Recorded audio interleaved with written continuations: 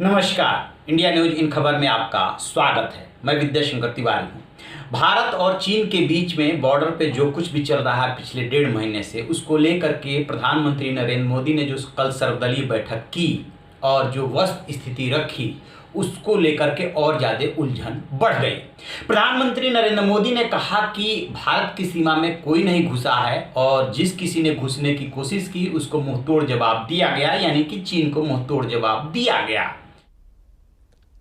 न ही कोई घुसा हुआ है, न ही हमारी कोई पोस्ट किसी दूसरे के कब्जे में है।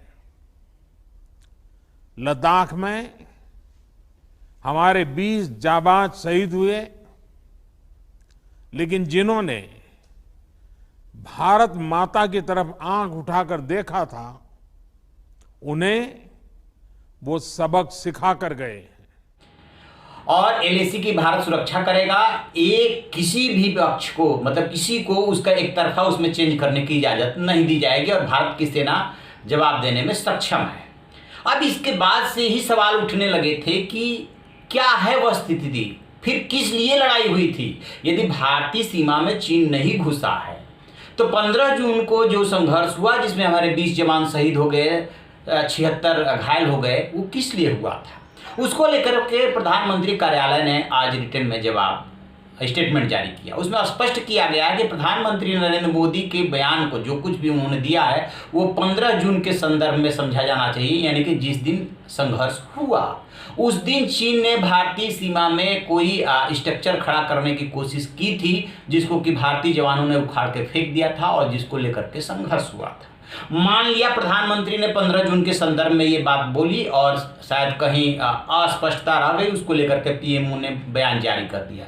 लेकिन उसके बाद से राहुल गांधी ने, कांग्रेस के जो नेता है पी चिदम्बरम ने सवाल उठाए, इसके पहले जवाब आने से पहले सवाल उठाए थे कि फिर ये सब संघर्ष किस लिए हुआ था, फिर जब 5 मई को शुरुआत हुई तो किस लिए हुआ था, वगैरह वगैरह। खैर अभी जवाब आया है, लेकिन ये आधा सच है। अभी भी पूरी बात स्पष्ट नहीं है। पहली बात, गलवान घाटी को लेकर के, उस पूरे इलाके को लेकर के चीन जो ये दावा कर रहा है कि ये उसका विदेश मंत्रालय बार बार इस बात को बोल रहा है, वो गलवान किसका है? क्या वो बफर जोन है, नो मैन लैंड है, किसका है? भारत सिर्फ एक लाइन उसको लेके बोल रहा है कि चीन जो कुछ भी कह रहा है अस्वीकार्य है। तो गलवान घाटी, पूरा गलवान इलाका किसका है? एक बात। दूसरी बात कि जो 5 और 6 मई को पैंगोंग झील के पास जो उसके 8 फिंगर है, भारत चौथे तक है, चौथे पे आमना सामना दोनों की सेनाएं बैठी है। भारत का दावा है 8वें फिंगर तक हमारा है और चाइना कहता है कि वैसे तो भारत 2 तक है, लेकिन फिलहाल 4 पे जो है दोनों के बीच संघर्ष है। तो वो जो चाइना उधर से आया है, क्या उसको घुसपैठ नहीं माना जाएगा?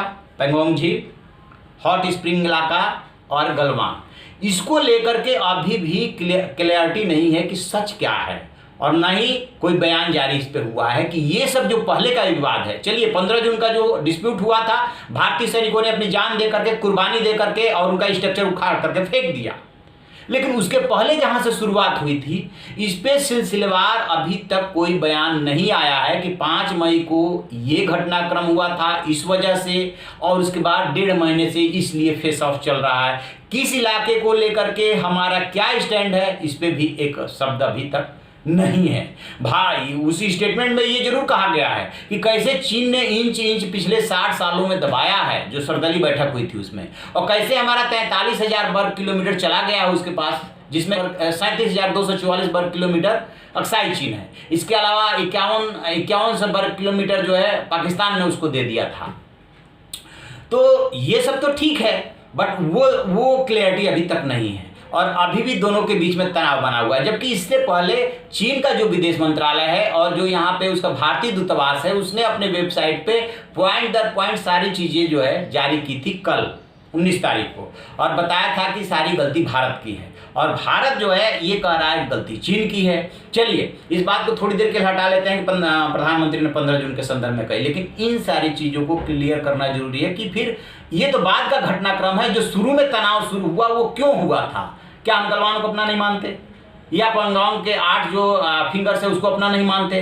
तो फिर कैसे मान लें कि चीन हमारे सीमा में नहीं आया है। जैसे इसमें कोई और जानकारी मिलेगी हम आपको बताएंगे। आप देखते रहिए हमारा डिजिटल चैनल इन खबर। Thank you.